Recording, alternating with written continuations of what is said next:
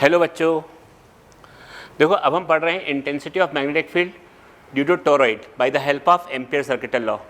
My name is Naveen Arora और start करते हैं टोरॉइड। तो बेटा पहले मालूम होना चाहिए टोरॉइड होता क्या है।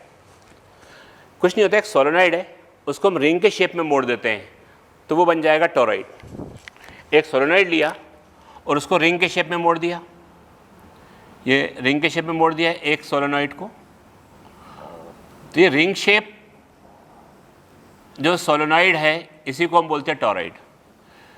मान लो इसमें करंट आ रहा है I और टोरॉइड का रेडियस है R। अब R रेडियस कौन से पोर्शन का, इनर का कि आउटर का? कहीं का नहीं, जो R होता है ना वो ऐसा, इसके सेंटर तक का डिस्टेंस, ये इसके सेंटर, ये R, इसके एकदम सेंटर तक का डिस्टेंस हम R ले रहे हैं, तो उसको भी मान रहे रेडियस ऑफ टोरॉइड। वैसे असलियत में क्या होता है, अंदर का रेडियस दिया होगा A, बाहर का दिया होगा B, तो आप A+B/2 ले सकते हो। बट वो जनरली अपन को R सेंटर तक का डिस्टेंस, अगर रेडियस दिया सेंटर तक का डिस्टेंस मान के चलना कि टोरॉइड का रेडियस ये है।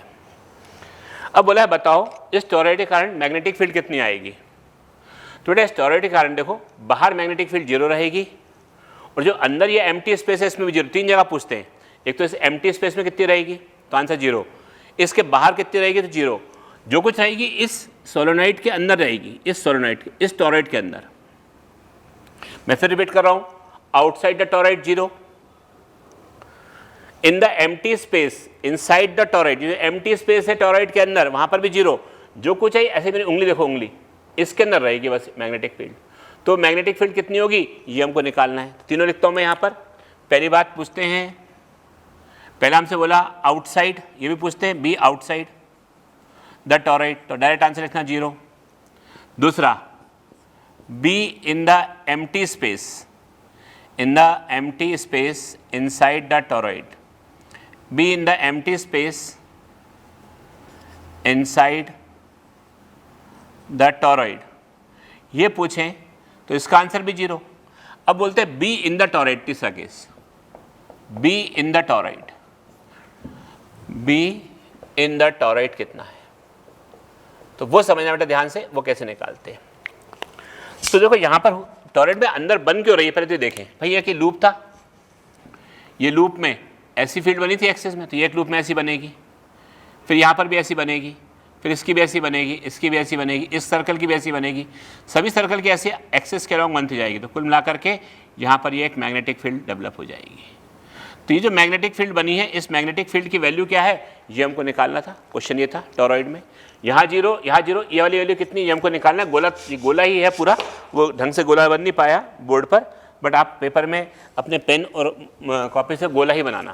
अब क्या करते हैं, जहाँ पर भी हमको इंटेंसिटी ऑफ मैग्नेटिक फील्ड निकालना होता है वहाँ पर हम एक एम्पीरियल लूप बनाते हैं। तो ड्रॉ एम्पीरियल लूप, कहाँ पर, जहाँ पर मैग्नेटिक फील्ड निकालना है तो हम किसके अंदर निकालना है, तो यहाँ पर एक एम्पीरियल लूप बनाया और लिख देना it is in the form of circle. हाँ sir circle, and it's radius is equal to the distance between point P and the centre of circle toroid where intensity of magnetic field is to be determined. ये तो अपने आप लिख लेना, ठीक है। अब देखो यहाँ पर अगर देखें हम ध्यान से, इस जगह पर देखें तो इस जगह पर अब करंट कुछ ना कुछ होगा ही, तो इसे B आगे की ओर होगा और DL भी आगे की ओर होगा। जैसे पिछले केस में था ना B, ये था B था। अब यहाँ पर अगर हम देखें ये सोलेनॉइड है, सोलेनॉइड, तो B आगे की ओर, ये B ऐसा आगे की ओर, इसमें से B आगे की ओर, आगे की ओर ऐसे गोल घूम रहा होगा ऐसे। और जो एम्पीरियल लूप है वो भी ऐसा ही है, ये गोला है पूरा। एक गोला दिखा दो उनको बड़ा सा, मान लो ये गोला होता, ये गोल नहीं है वैसे, मान लो ये गोला होता, ये गोल होता, तो इस गोले में आगे की ओर है B और एम्पीरियल लूप भी ऐसा ही है, एम्पीरियल लूप भी ऐसा ही है, तो DL भी आगे की ओर है, तो B भी आगे की ओर और DL भी आगे की ओर, दोनों चीज़ आगे की ओर है। तो इससे अगर हम देखें ध्यान से तो मैं इसको ऐसा भी लिख सकता हूं कि एम्पियर सर्किटल लॉ लगाएं तो line integral of magnetic field it is equal to mu naught times net current due to which field is produce. वो नेट करंट जिसके कारण फील्ड प्रोड्यूस हुई है, due to which field is produced. अच्छा क्या होगा वो देखो, तो इसको ऐसा बोल सकते हैं हम यहां पर, ध्यान समझना, मान लो इसमें जो नंबर ऑफ टर्न्स है टोटल वो है n, मैं मान के चल रहा हूं total number of turns n है, टोटल नंबर ऑफ टर्न्स इसको मान लेते हैं n है, और total number of turns per unit length अगर हम देखें, total number of turns per unit length, तो उसको मान लेता हूं मैं स्मॉल n, और वो हो जाएगा n अपॉन 2 पाई आर। सोच के देखो भाई पूरी लंबाई कितनी है इसकी 2 पाई आर, तो कुल फेरे अगर n है तो number of turns per unit length कितने होंगे n अपॉन 2 पाई आर। या इससे जो n की वैल्यू है, इससे n की वैल्यू, ये n की वैल्यू ऐसा ही बोल सकते हो number of turns per unit length into 2 pi r. ऐसा क्यों किया सर, बताता हूं अभी मैं। तो यहां देखो line integral of magnetic field B D L cos 0 is equal to mu naught times of net current due to which magnetic field is produce. देखो इस करंट के कारण मैग्नेटिक फील्ड आई होगी, इस लूप के कारण, इसमें जो करंट है, इसके कारण भी आई होगी, इसके कारण आई, फिर इसमें से घुस गए अंदर, फिर इसकी भी आई, इसमें से दोनों अंदर घुस गई, फिर 3 अंदर, 4, सब एक दूसरे के अंदर से घुसती जा रही। तो सब लूप के कारण मैग्नेटिक फील्ड डेवलप हो रही है। तो सभी लूप के कारण मैग्नेटिक फील्ड डेवलप हो रही है, तो ये वाले करंट के कारण भी मैग्नेटिक फील्ड आई, ये वाले करंट के कारण भी आई, इस लूप वाले करंट के कारण भी आई, सभी लूप के कारण करंट के कारण आई, सभी लूप वाले करंट के कारण आई। तो जो आई नेट होता है it is equal to mu naught N I. जितने करंट के कारण मैग्नेटिक फील्ड आ रही है, खाली इसी के कारण थोड़ी आ रही है, इसके कारण भी आई, इसके कारण भी आई, सबके कारण आई।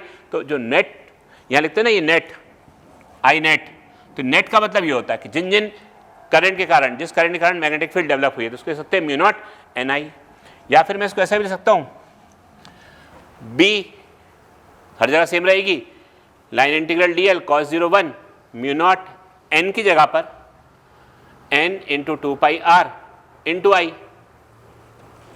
तो बी और डी एल मतलब ये जो हमने एक एम्पेरियल लूप मारा था उसका पूरी लंबाई, तो एम्पेरियल लूप का लंबाई हो जाएगा 2 pi R, it is equal to mu naught N into 2 pi R into I. 2 pi R ने 2 पाई आर को मारा, तो B it is equal to mu naught. What is N, यहां पर ये इंपॉर्टेंट है। तो ये एन बेटा ध्यान रखना टोटल नंबर ऑफ टर्न्स नहीं है, n is number of turns per unit length है इस फॉर्मूले के अंदर। ये विशेष रूप से अपने को ध्यान रखना पड़ता है, गलती मत करना।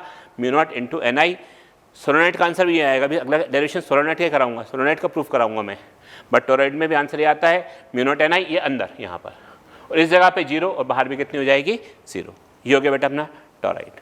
तो बस पढ़ते रहो, मेहनत करते रहो, हम सब टीचर तुम्हारे साथ हैं, हम सब टीचर की बेस्ट विशेष तुम्हारे साथ है, तुम्हारा सिलेक्शन जरूर होगा, अपने ड्रीम कॉलेज में पहुंच जाओगे, बस मेहनत करते रहो। ठीक है बेटा, thank you, all the best.